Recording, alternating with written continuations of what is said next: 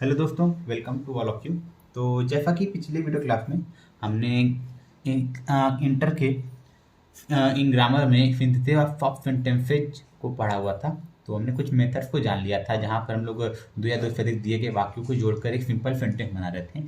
तो उन मेथड्स के बाद हमारे पास हम जो आज का मेथड पढ़ेंगे वो होगा by using preposition before noun और जिरंड। मतलब नाउन या जिरंड के पहले प्रीपोजिशन का प्रयोग करना है और प्रीपोजिशन का प्रयोग करके हमको दो या दो से अधिक दिए गए सिंपल सेंटेंस को, जो ये सिंपल सेंटेंस है, इनको किस में बदलना होगा, वन सिंपल सेंटेंस में। तो जिरंड क्या होता है? जिरंड के लिए मैंने एक पूरा प्रॉपर वीडियो बनाया हुआ है। जो नॉन फाइनाइट होता है वर्ब की फर्स्ट फॉर्म में आईएनजी जोड़ने से बनता है, क्या होता है, कैसे प्रयोग किया जाता है, ये सारे तरीके मैंने नॉन फाइनाइट के एक वीडियो में बनाया हुआ है, जिसे आप जाकर देख सकते हैं, जिसका लिंक मैंने डिस्क्रिप्शन बॉक्स में दे दिया है। तो आज का हमारा मेथड ये होगा कि जिरंड या नाउन के प्रयोग, जिरंड या नाउन के पहले प्रीपोजिशन के प्रयोग द्वारा हम लोग क्या बनाएंगे, सिंपल सेंटेंस बनाएंगे दो या दो से अधिक वाक्यों को जोड़कर। तो अब बात करते हैं प्रीपोजिशन है क्या। तो यहाँ पर मैं आपको दो तरीके के प्रीपोजिशन बताऊंगा। एक प्रीपोजिशन होगा सिंपल प्रीपोजिशन और एक प्रीपोजिशन का कुछ स्पेशल प्रकार के प्रीपोजिशन जिनको हम लोग कंपाउंड प्रीपोजिशन कर सकते हैं। जैसे कि विथ होता है, फॉर होता है, और उसके बाद क्या होता है, ऑन होता है, एट होता है, इन होता है, इनटू होता है। इसी प्रकार हम लोग क्या कर सकते हैं, आफ्टर बोल सकते हैं। आफ्टर के बाद क्या बोल सकते हैं, बिफोर। अब देखिए, अब हमको यहाँ पर इन सभी प्रीपोजिशन का हिंदी अर्थ पता होना चाहिए, क्योंकि हिंदी अर्थ पता होगा तभी हम लोग इसको नाउन या जिरंड के पहले रखकर दोनों वाक्यों को सही तरीके से जोड़ पाएंगे। जैसे विद मतलब होता है से या साथ भी होता है, फॉर मतलब होता है के लिए या फिर होता है से, ऑन मतलब होता है पर, और देखिए ऑन मतलब भी पर होता है, एट मतलब भी पर होता है। दोनों में डिफरेंस ये है, ऑन मतलब जब कोई चीज़ किसी चीज़ के ऊपर ठीक हो, जैसे कि ये कॉपी है, कॉपी के ऊपर ये पेन है और दोनों एक दूसरे से क्या है, कनेक्टेड है, जुड़े हुए हैं, तब यहाँ पर ऑन का प्रयोग करेंगे। लेकिन जब ऐसे कंडीशन हो जहाँ पर कोई चीज़ मुहाने पर हो तो वहाँ पर हम लोग किसका प्रयोग करते हैं, ऐड का प्रयोग करते हैं। खैर ये इसका यूज तो बहुत लंबा है, अभी के लिए बस इतना जानिए कि ऑन मतलब जो चीज़ किसी चीज़ के ऊपर हो, और हम लोग बोलें कि वो दरवाजे पर है, दरवाजे ठीक ऊपर आएगा नहीं, तो वहाँ पर किसका प्रयोग करेंगे, ऐड का प्रयोग करेंगे। इन मतलब होता है में, और इनटू मतलब भी होता है में, लेकिन इनका प्रयोग जब किसी चीज में कोई गति ना हो और वो चीज स्थिर अवस्था में हो, वहां पर मे के सेंस में हम लोग किसका प्रयोग करेंगे, इनका प्रयोग करेंगे। और इनटू मतलब भी में होता है, लेकिन यहाँ पर क्या प्रकट होगा, गति का भाव प्रकट होगा और वो बाहर से अंदर की तरफ होगा। जैसे कि उसने नदी में छलांग लगाया, तो मतलब बाहर से अंदर नदी की तरफ छलांग लगा रहा है, और वहां पर मे की इंग्लिश क्या हो जाएगी, इनटू हो जाएगी। आफ्टर मतलब क्या क्या होता है, के बाद होता है, और बिफोर मतलब क्या होता है, के पहले। और ये हो गए कुछ सिंपल प्रीपोजिशन, एक्सेट्रा कर लेते हैं। अब बात करते हैं कुछ स्पेशल प्रकार के ये प्रीपोजिशन का, जो मैं आपको बताता हूँ, जिसका ये ज़्यादा किया जाएगा इस चैप्टर में। तो वो स्पेशल प्रीपोजिशन क्या है उनमें, जैसे मैं यहाँ पर हेडिंग डालता हूँ, सम स्पेशल प्रीपोजिशन।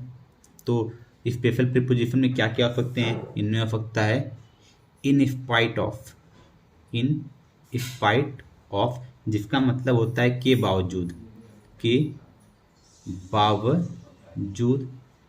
इसके बाद क्या लिख सकते हैं, बिकॉज ऑफ, बिकॉज ऑफ इसका मतलब होता है के कारण। सिर्फ बिकॉज लिखेंगे तो क्योंकि, लेकिन जब बिकॉज के साथ ऑफ जुड़ जाता है उसके तुरंत बगल में, तो उसका मतलब क्या आता है, के कारण। इसके बाद हम लोग क्या लिख सकते हैं, ऑन अकाउंट ऑफ, इसका मतलब भी होता है के कारण, और एक होता है ड्यू टू, ड्यू टू इसका मतलब क्या होता है, के कारण। तो ये जो तीन प्रीपोजिशन है, because of, on account of और ये ड्यू टू, इन तीनों का मतलब क्या हो जाएगा, के कारण। अब हमारे पास और भी प्रीपोजिशन है, जैसे कि एक हो जाएगा एक्सेप्ट। एक्सेप्ट मतलब होता है के सिवाय, के सिवाय ये हो जाएगा, या फिर के बजाय, के सिवाय या के बजाय। इसके बाद हमारे पास एक और प्रीपोजिशन है इंस्टेड ऑफ, इंस्टेड ऑफ इसका मतलब होता है के बजाय या फिर के स्थान पर, के स्थान पर। इसके बाद है बिसाइड। देखिए एक होता है बिसाइड और एक होता है बिसाइड्स। देखिए बिसाइड हो गया और यहाँ पर हमने लिख लिया बिसाइड्स। दोनों में फर्क क्या होता है? बिसाइड मतलब होता है के बगल में, के बगल में, लेकिन बिसाइड मतलब होता है, बिसाइड्स मतलब होता है के अतिरिक्त। क्या होता है? अतिरिक्त, अतिरिक्त कह सकते हैं, या फिर के नहीं रहेगा अतिरिक्त, या फिर के साथ, साथ ये हो गया। या फिर हम लोग लिख सकते हैं in place of, in place of. इसका क्या आ जाएगा? के बजाय या फिर के स्थान पर। और ये देखिए विदाउट एक होता है, एक विदाउट होता है और एक होता है but for. Without, but for, और इन दोनों का मतलब होता है के बिना। तो ये रहे कुछ स्पेशल प्रीपोजिशन जिसका यूज हम लोग अपने स्पीकिंग में भी कर सकते हैं। तो चलिए इनके यूज से कैसे हम लोग दो या दो से अधिक दिए गए वाक्यों को सिंपल सेंटेंस में कन्वर्ट करेंगे, उसको मैं आपको कुछ एग्जाम्पल के थ्रू समझाता हूँ। यहाँ पर मैं कुछ एग्जाम्पल ले लेता हूँ जिसको मैं आपको समझाऊंगा। तो यहाँ पर देखिए मैंने कुछ सेंटेंसेज को लिया है। चलिए इनको हम लोग चेंज करते हैं, जोड़ते हैं, और जोड़ कर क्या बनाते हैं? सिंपल सेंटेंस बनाते हैं। ये दिए गए सिंपल सेंटेंस है, क्योंकि देखिए फुल स्टॉप लगा हुआ है, एक सब्जेक्ट एक फाइनाइट वर्ब, तो ये भी सिंपल सेंटेंस है। यहाँ भी एक सब्जेक्ट और एक फाइनाइट वर्ब है, सिंपल सेंटेंस से भी है। तो अर्थात यहाँ पर दो सिंपल सेंटेंस दिए हुए हैं। हमको क्या करना है? हमको इन दोनों को जोड़कर एक सिंपल सेंटेंस बनाना है, और कंडीशन ये है कि हमको यूज करना है प्रीपोजिशन का। और वो प्रीपोजिशन का प्रयोग कहाँ करना है? या तो नाउन के पहले या फिर जिरंड के पहले। अर्थात हमको या तो कोई नाउन मिले उसके पहले हम लोग प्रीपोजिशन लगा दें, या फिर हम लोग दोनों में से किसी एक क्रिया को किस में बदल दें? जिरंड में। जिरंड बदलने मतलब हो गया है वर्ब की फर्स्ट फॉर्म में आईएनजी के रूप में। तो उसमें चेंज करने के बाद हम लोग वाक्यों को जोड़ लेंगे। देखिए तो जिरंड से जब हम लोग वाक्यों को जोड़ते हैं, प्रीपोजिशन का प्रयोग करके जब हम लोग दो वाक्यों को जोड़ते हैं, तो हमको वाक्य को हिंदी में जोड़ना जरूर आना चाहिए। क्योंकि अगर हम लोग हिंदी में सही तरीके से नहीं जोड़ेंगे तो हम लोग सही प्रीपोजिशन का उपयोग नहीं कर पाएंगे। जैसे मैं अगर ये ऊपर वाले सेंटेंस के लिए कहूँ, ही गिव मी एडवाइस, उसने मुझे सलाह दिया। ही आल्सो हेल्प्ड मी, उसने मेरी सहायता भी किया। तो इस सेंटेंस को हम लोग ऐसे कर सकते हैं, सलाह देने के साथ साथ। तो देखिए किसके साथ साथ साथ लगा है? देखिए साथ साथ, के साथ साथ प्रीपोजिशन क्या आ गया है? बिसाइड्स। और ये किसके साथ लगा हुआ है? सलाह देने के साथ। तो यहाँ पर एडवाइस, ये गिविंग मी एडवाइस, देना मतलब गिविंग। तो ये क्या होते हैं? मुझे सलाह देने के साथ साथ। तो अब जब जिसके साथ लगा हुआ है प्रीपोजिशन हमेशा नाउन या जिरंड के पहले आता है। अगर आप भूल गए हैं तो मैं बता दूं, जो जिरंड होता है वो भी क्या काम करता है? संज्ञा का ही काम करता है। तो यहाँ पर हमको कोई संज्ञा नहीं मिला है, तो यहाँ पर जो पहला वर्ब गिव है इसको किस में बदल देंगे? जिरंड में बदल देंगे। और जिरंड में बदलने के साथ साथ इसके पहले किसका प्रयोग कर लेंगे? साथ साथ की इंग्लिश बिसाइड्स का। ये क्या हो जाएगा? Besides, besides giving me advice, besides giving me advice, मुझे सलाह देने के अतिरिक्त या सलाह देने के साथ साथ, ये आल्सो हेल्प्ड मी, उसने मेरी सहायता भी किया। तो इस पूरे सेंटेंस यहाँ पर क्या करेंगे? कॉपी कर लेंगे। तो ये क्या हो जाएगा? ही also helped me, helped me. तो ये हो गया हमारा पहला सेंटेंस। यहाँ पर प्रीपोजिशन किसके साथ जुड़ रहा था? पहले वाली क्रिया के साथ। तो हमने पहले वाली क्रिया किस में बदल दिया है? जिरंड में बदल दिया है। और जब भी यहाँ पर हेडिंग जो था, ऊपर हमने हेडिंग में पढ़ा है, तो हेडिंग में हम लोग को प्रीपोजिशन कहाँ प्रयोग करना था? हमको प्रीपोजिशन प्रयोग करना था जिरंड या नाउन के पहले। तो हमने यहाँ पर जो क्रिया हमारे पास थी गेव, उसको बदल दिया जिरंड में, गिविंग बदल दिया है। और इसके पहले हमको क्या लगाना था? प्रीपोजिशन लगाना था। तो अर्थ में क्या आया था? के साथ साथ या के अतिरिक्त। तो उसकी इंग्लिश क्या होती है? बिसाइड्स। तो ये क्या आ जाएगा? बिसाइड्स गिविंग मी एडवाइस, मुझे सलाह देने के साथ साथ या कि सलाह देने के अतिरिक्त उसने मेरी सहायता भी किया। तो ये बन गया है सिंपल सेंटेंस। कैसे बन गया है, यहाँ पर एक ही सब्जेक्ट और एक ही फाइनाइट वर्ब है। यहाँ पर जो वर्ब दिख रहा है ये फाइनाइट वर्ब ना होके नॉन फाइनाइट वर्ब है, तो ये एक्चुअल में नॉन फाइनाइट वर्ब हो गया है। हमको फाइनाइट वर्ब चाहिए तो उसकी संख्या कितनी है, एक ही है। और जिस वाक्य में फाइनाइट वर्ब की संख्या एक होती है वो क्या होता है, सिंपल सेंटेंस होता है। तो इसी प्रकार बढ़ते हैं अगले सेंटेंस की तरफ। अगले सेंटेंस में क्या कह रहा है, ही वर्कड हार्ड, उसने कठिन परिश्रम किया। He could not pass the exam, वह परीक्षा पास नहीं कर सका।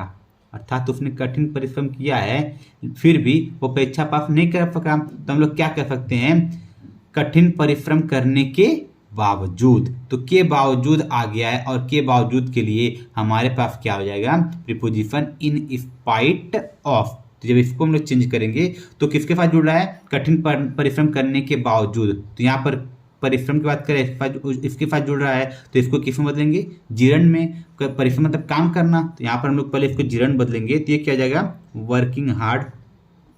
वर्किंग हार्ड तो हार्ड हो गया। और इसके साथ हमको इसके पहले क्या जोड़ना है, प्रीपोजिशन जोड़ना है। तो इसके साथ प्रीपोजिशन क्या जुड़ रहा है, इन स्पाइट ऑफ। तो ये जाएगा in spite of.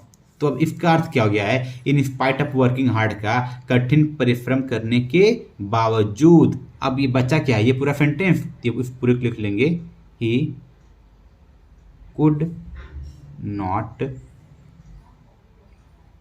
Pass the exam. तो इस तरह से हमने दिए सेंटेंस को जोड़ के बना लिया सिंपल। एक सब्जेक्ट है और एक फाइनाइट वर्ब है, तो ये क्या हो जाएगा, सिंपल सेंटेंस हो जाएगा। और यहाँ पर हमने प्रयोग क्या किया है, जिरंड के पहले नाउन का प्रयोग, सॉरी जिरंड के पहले प्रीपोजिशन का प्रयोग किया है। और ये प्रीपोजिशन क्या है, इन स्पाइट ऑफ। चलिए इसी साथ बढ़ते हैं अगले एग्जाम्पल की तरफ। अगले एग्जाम्पल में क्या कहा जा रहा है, ही गॉट ग्रेट ऑनर, उसे बहुत सम्मान मिला। ही सेव्ड द किंग्स लाइफ, उसने राजा की जान बचाई। तो उसको सम्मान क्यों मिला, क्योंकि उसने राजा की जान बचाई है। तो इसको कह सकते हैं राजा की जान बचाने के कारण। ये क्या जाएगा, राजा की जान बचाने के कारण। तो के कारण आ गया है और के कारण के लिए हमारे पास 3 प्रीपोजिशन है, मैंने ऊपर यहाँ बताया हुआ है। वो प्रीपोजिशन क्या क्या है, because of, on account of, due to. तो हम लोग इसमें किसका प्रयोग कर लेते हैं, बिकॉज ऑफ का प्रयोग कर लेते हैं। तो इस सेंटेंस को जब हम लोग जोड़ेंगे तो राजा की जिंदगी बचाने के कारण। तो देखिए किसके पास जुड़ रहा है, बचाना, सेव, इसके पास जुड़ रहा है प्रीपोजिशन। तो ये पहले आ रहा है तो इसको लिखेंगे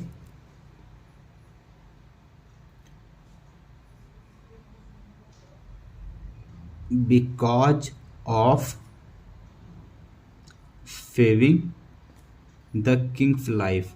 because of saving the king's life, राजा की जान बचाने के कारण he got great honour. He got great honour, उसे बड़ा सम्मान प्राप्त हुआ, सम्मान मिला। तो ये बन गया हमारा सिंपल सेंटेंस। किसका प्रयोग करके, प्रीपोजिशन बिकॉज ऑफ का प्रयोग करके, किसके पहले, जिरंड सेविंग के पहले। तो ये हमारा हो गया इस दिए गए गिवन सेंटेंस का सिंपल सेंटेंस।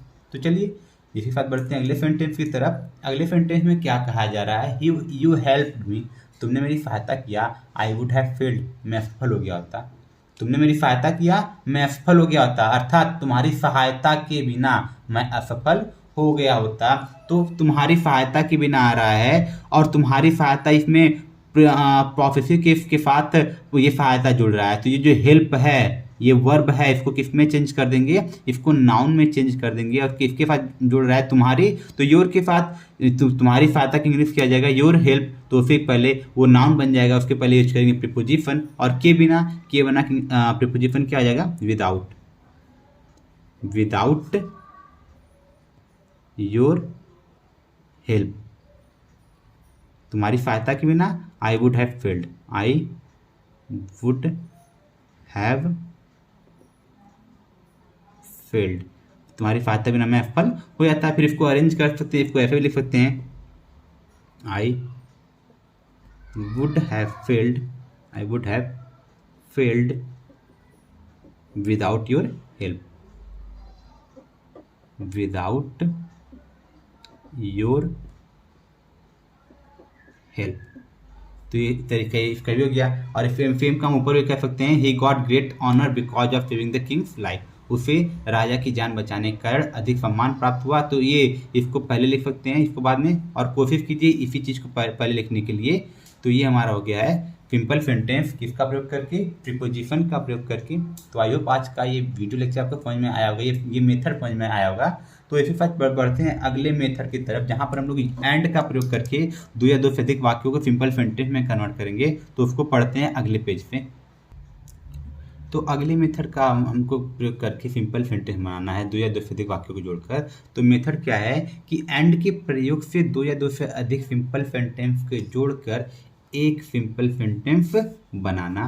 तो इसका प्रयोग कैसे करते हैं मैं आपको बता देता हूँ। जब दो वाक्य दिए गए हों या और दो या तीन वाक्य दिए गए हों, जितने भी वाक्य हों उन सबके सब्जेक्ट अलग अलग हों, उन सबके सब्जेक्ट क्या हों, अलग अलग हों, लेकिन उनका जो प्रेडिकेट हो वो सेम हो जाए। तो हम लोग वहाँ पर सब्जेक्ट को एंड से जोड़कर वाक्य को सिंपल बना लेते हैं। एक पहला मेथड ये हो गया। एक मेथड और होता है कि यदि प्रेडिकेट अलग अलग हों लेकिन सब्जेक्ट समान हो, तो उस केस में जो प्रेडिकेट में आए हुए ऑब्जेक्ट होते हैं उन ऑब्जेक्ट को एंड से जोड़कर हम लोग क्या करते हैं, वाक्य को सिंपल बना देते हैं। कैसे बनाते हैं, इनको एग्जाम्पल के थ्रू समझते हैं। उसके पहले मैंने जो आपको लैंग्वेज बताया उस लैंग्वेज के डिफिनीशन मैं यहाँ पर लिख लेता हूँ।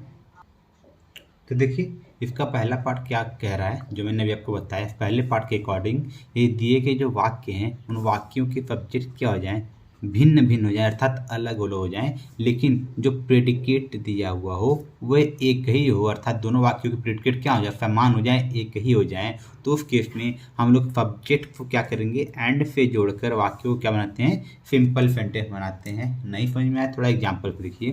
पहले सेंटेंस में क्या कहा जा रहा है, Raju can not speak English, Raju English नहीं बोल सकता है। इसमें सब्जेक्ट और प्रेडिकेट को देखेंगे तो सब्जेक्ट क्या मिल जाएगा, राजू, और प्रेडिकेट क्या मिल जाएगा, कैन नॉट से लेकर इंग्लिश तक। यहाँ पर देखेंगे Geeta can not speak English, तो यहाँ पर सब्जेक्ट क्या है, गीता, और ये हो गया प्रेडिकेट कैन नॉट से लेकर इंग्लिश तक। तो देखिए कैन नॉट स्पीक इंग्लिश यहाँ भी है, कैन नॉट स्पीक इंग्लिश यहाँ भी है, अर्थात इन दोनों वाक्यों की जो प्रेडिकेट है वो एक ही है लेकिन सब्जेक्ट क्या है, अलग अलग है। तो जब ऐसे वाक्यों को हमको सिंपल बनाना होगा, हम लोग कुछ नहीं करेंगे, जो वाक्यों के सब्जेक्ट होंगे उन सब्जेक्ट को एंड से जोड़ देंगे। हाँ, यदि ऐसा एक और सेंटेंस होता, suppose that Shyam can not speak English, तो वहाँ पर सब्जेक्ट तीन हो जाते हैं। तो पहले तो सब्जेक्ट को कॉमा से कनेक्ट करते हैं और इसका तीसरे को एंड से जोड़ देते हैं। जब इन दोनों वाक्यों को जोड़ेंगे तो ये क्या आ जाएगा, राजू एंड गीता, राजू एंड गीता। और इस दोनों में प्रेडिकेट सेम है तो इस प्रेडिकेट को लिख लेंगे can not, Raju and Geeta can not speak English. तो देखिए ये हमारा बन गया है सिंपल सेंटेंस। तो इसी प्रकार एक और सेंटेंस दिया हुआ है यहाँ पर, Ram knows driving, Shyam knows driving. तो देखिए यहाँ भी प्रेडिकेट नोज ड्राइविंग है, यहाँ भी प्रेडिकेट नोज ड्राइविंग है, तो प्रेडिकेट तो सेम हो गया है, लेकिन यहाँ पर सब्जेक्ट राम है, यहाँ पर श्याम है, तो सब्जेक्ट अलग हो गया है। तो वापस से दोनों वाक्यों किससे जोड़ देंगे, दोनों वाक्यों के सब्जेक्ट को एंड से जोड़कर इन वाक्यों को जोड़ लेंगे, सिंपल बना लेंगे। तो ये क्या जाएगा, राम एंड श्याम, राम एंड श्याम। अब प्रेडिकेट क्या है, नोज ड्राइविंग, जो दोनों में है, तो यहाँ पर लिख लेंगे प्रेडिकेट। लेकिन अब देखिए ध्यान देना है, यहाँ पर राम सिंगुलर था, यहाँ पे श्याम सिंगुलर था, लेकिन यहाँ पर राम और श्याम मिलकर प्लूरल हो गए हैं। तो नोज यहाँ पर लगा तो वर्ब के फर्स्ट फॉर्म में एफ लगा हुआ था, लेकिन यहाँ पर सब्जेक्ट मिलकर प्लूरल हो गए हैं, तो यहाँ पर फिर क्या लिखेंगे, no, Ram and Shyam know driving.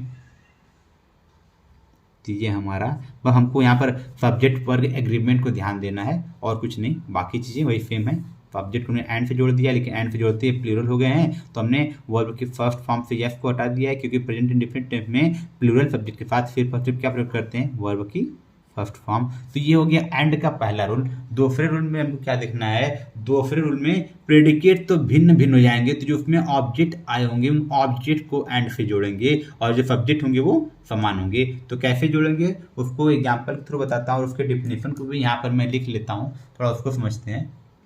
तो यहाँ पर पार्ट बी है एंड से जोड़कर वाक्य को सिंपल बनाने का। तो इसमें क्या कहा जा रहा है कि यदि जो दिए गए वाक्य हों उनके सब्जेक्ट क्या हो जाएं, एक ही हो जाएं, अर्थात अलग अलग न हो, तथा लेकिन जो प्रेडिकेट पार्ट हो उसके ऑब्जेक्ट्स अलग अलग हो जाएं। देखिए ऑब्जेक्ट नहीं, कभी कभी प्रेडिकेट पार्ट में वर्ब अलग हो जाए या ऑब्जेक्ट अलग हो जाए, बाकी सारे हिस्से सेम हो, बस ऑब्जेक्ट या वर्ब ऐसे हिस्से अलग हो जाएं, तो हम लोग क्या करते हैं, जब ऐसे वाक्यों को सिंपल बनाते हैं तो वहाँ पर हम लोग क्या करते हैं, उन वाक्यों को स्पेशली जो ऑब्जेक्ट्स होते हैं, ऑब्जेक्ट को एंड से जोड़कर वाक्यों क्या बना लेते हैं, सिंपल बना लेते हैं। जैसे देखिए यहाँ पर सेंटेंस दिया हुआ है, I can read Hindi, I can read English, मैं हिंदी पढ़ सकता हूँ, मैं इंग्लिश पढ़ सकता हूँ। तो यहाँ पर प्रेडिकेट क्या है, कैन रीड हिंदी, यहाँ पर प्रेडिकेट क्या है, कैन रीड इंग्लिश। तो इन दोनों वाक्यों के ध्यान से देखने में हमको दिख रहा है कि कैन रीड ऑब्जेक्ट, ये प्रेडिकेट वाले पोर्शन में कैन रीड तो कॉमन है, बस ये ऑब्जेक्ट यहाँ पर हिंदी है, यहाँ पर ऑब्जेक्ट क्या हो गया है, इंग्लिश हो गया है। तो इस केस में हम लोग क्या करेंगे, सब्जेक्ट तो सेम मिल गया है, तो इस सब्जेक्ट को लिखकर कैन रीड तक तो लिख लेंगे, आई कैन रीड। अब ये जो बचे ऑब्जेक्ट हैं, देखिए कैन रीड तो इसमें भी आ गया, इसमें भी आ गया, तो लिख लिए हैं, आई भी लिख लिए हैं, तो आई कैन रीड ये दोनों हिस्से का हमने, दोनों सेंटेंस का ये हिस्सा तो हमने लिख लिया है। अब बच रहा है दोनों सेंटेंस का अलग अलग ऑब्जेक्ट, तो इन ऑब्जेक्ट को क्या करेंगे, एंड से कनेक्ट करके यहाँ पर लिख लेंगे और वाक्य क्या बन जाएगा, सिंपल बन जाएगा। तो ये क्या जाएगा, I can read Hindi and English. तो ये हमारा बन गया सिंपल सेंटेंस, एक सब्जेक्ट और एक फाइनाइट वर्ब। इसी प्रकार से एक और सेंटेंस दिया हुआ है, he bought pen, he bought copy, उसने कलम खरीदा, उसने कॉपी खरीदा। तो हम लोग कह सकते हैं उसने कलम और कॉपी खरीदा। तो देखिए ऑब्जेक्ट यहाँ पेन है, यहाँ पर कॉपी है, तो इसको जोड़ लेंगे, तो ये क्या आ जाएगा, he bought pen and copy. तो ये रूल रहा एंड से, जो एंड का प्रयोग करके दो या दो से अधिक वाक्यों को जोड़कर सिंपल सेंटेंस बनाने का। तो आई होप आज के आपको दोनों रूल समझ में आए होंगे। तो इसी बात में आज के वीडियो लेक्चर को समाप्त कर रहा हूँ। Thank you. अगले वीडियो में मिलेंगे कुछ नए मेथड के साथ।